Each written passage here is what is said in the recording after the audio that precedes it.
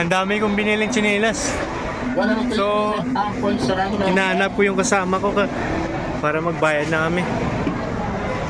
Saan na kaya yung mga yun? So, iniwan na nila ko.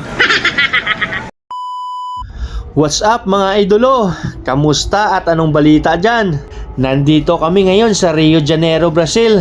Naglo-loading kami ng mga tubo dito. Pagkatapos ng duty, magsi-shore leave kami. Gagala kami sa labas. Tara, samahan nyo kami mga idol para makita nyo kung paano namin sakupin yung buong Brazil. What's up mga idolo? Magsi-shore leave kami ngayon. Dito kami ngayon sa Brazil. So, pupunta kami sa sa Christ the Redeemer. Doon sa sa taas ng bundok. So, once in a lifetime memories lang to na makapunta doon. So, kahit oras ng pahinga, punta pa rin kami doon. Okay, let's go! At pababa na kami ng gangway. Tuloy pa rin yung loading ng mga tubo sa barko namin. So, nandito yung sasakyan namin. Tara!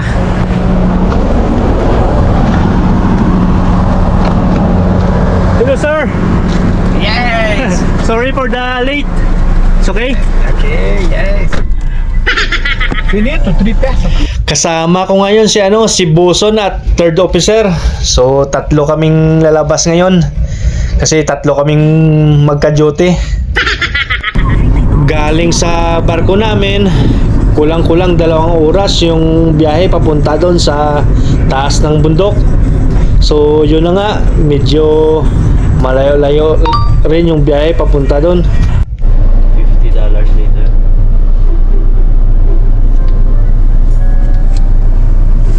Yes, ticket. So, Yeah. Ticket, Cristo. Yes. Não, ticket. okay. Vocês vão ter que pagar lá o motorista da van os tickets. Nandito na kami sa first stop. So lilipat kami ng sasakyan kasi bawal yung private car doon paakyat sa bundok. Kasi marami daw nadidisgrasya ng mga sasakyan doon. Kaya meron talaga dito na mga sasakyan na yun lang pumapasok doon sa taas. So nagbayad kami ng $50 para sa pamasahe sa sasakyan at saka sa entrance doon kay Cristo. So, lilipat kami ng sasakyan paakyat doon sa kay Cristo. Oh, sana all. Sana all.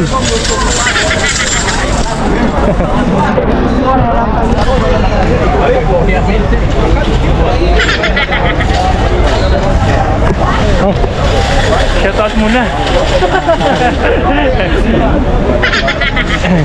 Upload na dito. Mas mura daw dito. Bili na souvenir.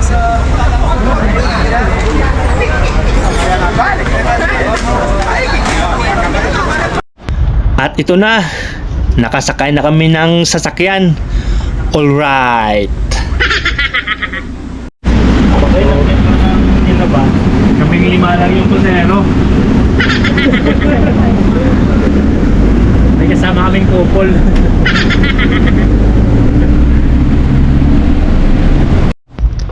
At nakababa na kami ng sasakyan. Nandito na kami sa may parang entrance. So maglakad-lakad muna kami paakyat. So maraming tao dito. Maraming turista.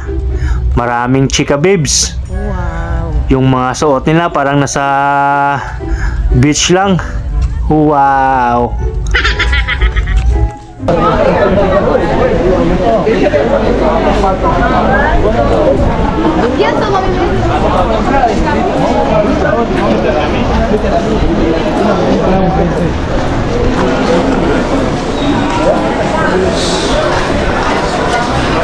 At nandito na kami sa loob ng building.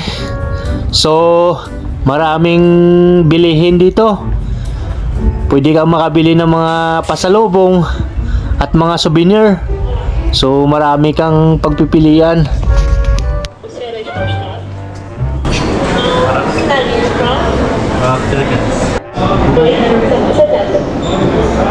Yan, yan na yung bayad natin, yung pera natin, sure yan. Ну, это 30 градусов, да? 30 градусов. Это нельзя. At meron din pala na nag-a-assist sa amin na parang tour guide.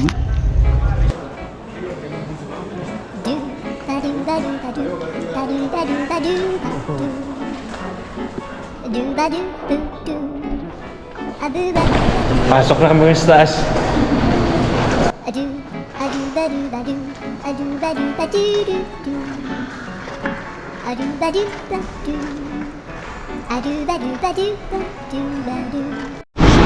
So, lilipat na naman kami ng van.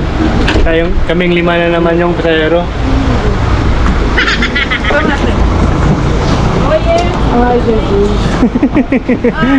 Okupado natin palaging 5.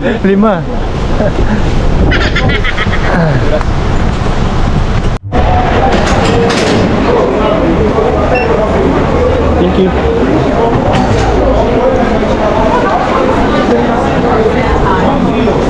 Saan tayo?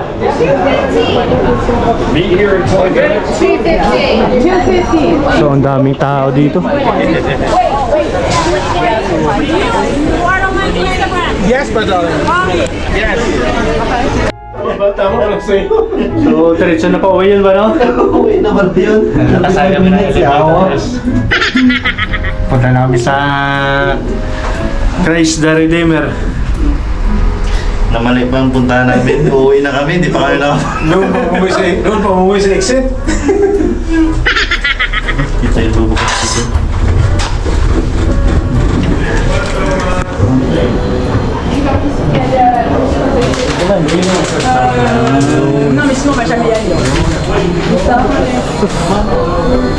Ang ganda ng view.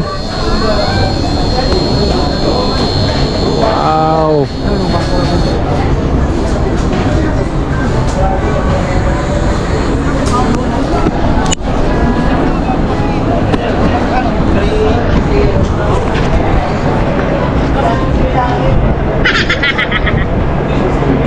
Ang ganda dito. Ang ganda dito mga idolo. Grabe yung view. Solid. Kitang-kita yung buong Rio de Janeiro. So, pakyat na ako sa sa elevator, sa escalator. Yun. So, dati sa movie ko lang to nakikita. Ngayon nandito na ako, guys. Once in a lifetime na makapunta dito. Dito sa Christ the Redeemer, kay Kristo. Oh, ang ganda ng view. So, nandito na kami sa mall. Biglang nag-shutdown yung GoPro ko dun sa kay Kristo. Ayaw ata magpa-video. Ayaw magpasama sa vlog ni Kristo. Di ko alam kung bakit nag-shutdown kasi first time naman na mangyari na mag-shutdown yung GoPro ko. Marami naman akong battery na dala. So nandito kami ngayon sa mall. May bibilihin kami dito. Sama ko pa rin yung driver namin at saka si Boson at saka si third officer. Okay. So nandito na kami sa loob ng mall. So bibili kami ng mga tsinelas na Havaianas kasi mura lang dito sa Brazil. So yung isang tsinelas nasa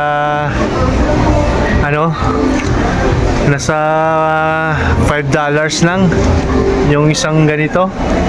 So kung sa Pinas nasa 250 pesos lang, pero pag sa mall ka sa Pinas bumili nasa mahigit 1,000 na. So apat na doble yung presyo pagdating sa Pinas. Dito nasa 250 pesos lang. So maraming pagpipilian. Havaianas at saka Ipanema na brand. Tara, mamili tayo ng pasalubong natin. Agora 1849. Ang dami kong biniling tsinelas. So, Hinahanap ko yung kasama ko para magbayad na kami.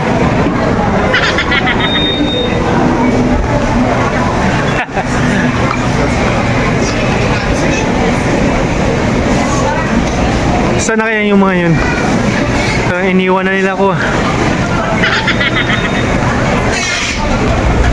At tapos na kami mamili ng mga pasalubong at mga pagkain namin sa barko.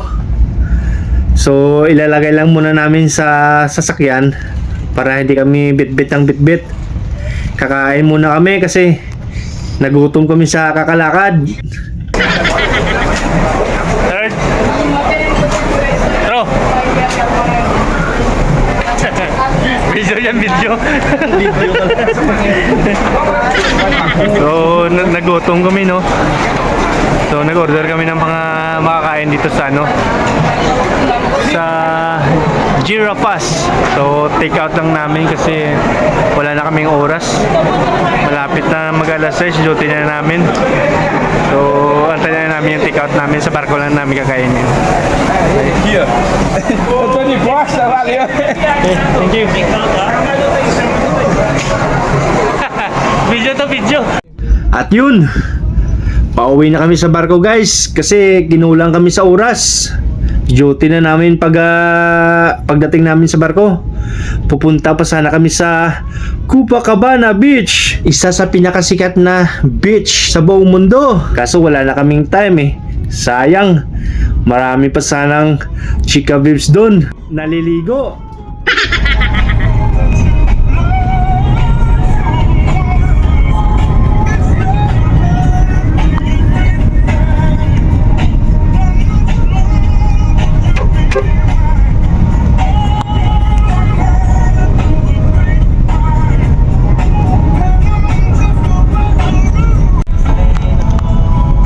Sino silang dalawa?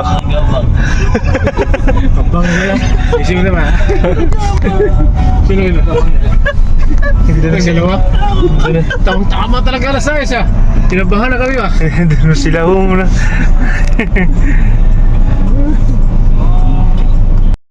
Yes? Okay, thank you. Brigada.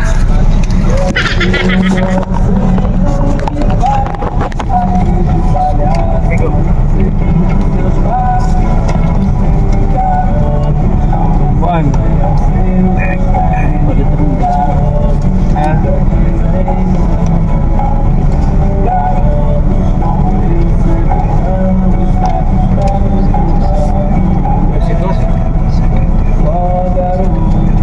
Falta $10. Okay, okay. Thank you. Thank you.